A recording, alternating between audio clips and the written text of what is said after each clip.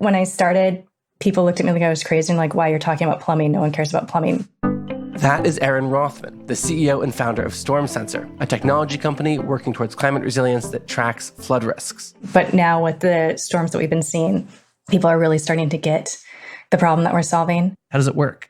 So a storm is brewing. The city is on alert because they know it's going to be a doozy. And they start watching their storm sensor network. They can see on the map when everything is green and looks good. Once the locations on the map turn yellow, their team starts receiving alerts on their phones that tell them where the issues are.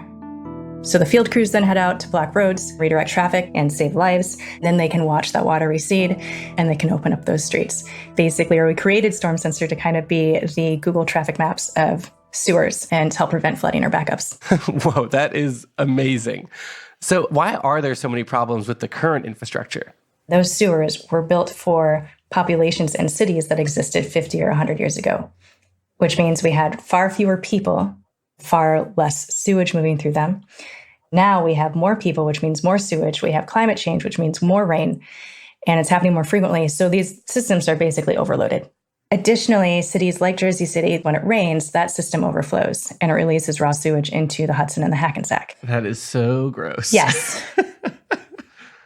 So when you were little, did you always dream of working in water drainage and sewers? I'm just curious. So when I was little, I loved water. I could sit and stare at water for hours. I would catch crayfish and tadpoles and get a magnifying glass so I could see what's happening in the water. Who needs kickball? You've got crayfish. Crayfish are so much more interesting than kickballs. I promise you. Very good. How has Storm Sensor directly helped residents who are in these most affected areas? Climate change is already happening, and we've seen the devastation across the world.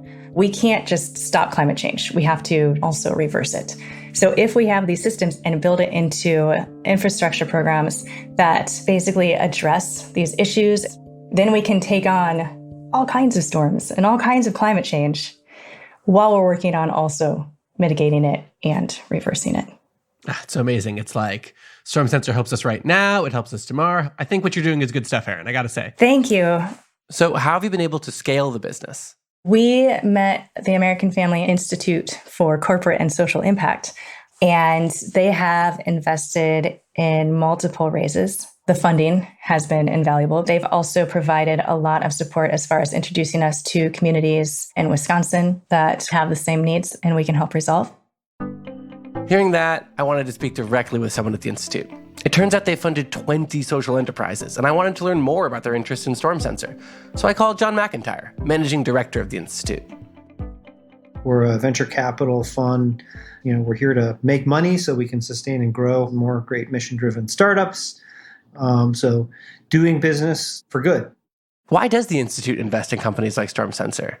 In the United States, we have these big gaps in different communities based on their income and other background. So we believe we can close these gaps so that we can all have great opportunities to grow as individuals and as communities. And that needs to be distributed more evenly across the United States. American Family Insurance is committed to inspiring, protecting, and restoring dreams. With this comes the responsibility to ensure that we are all free to dream. To learn more, visit amfam.com/free-to-dream. That's amfam.com/FREETODREAM.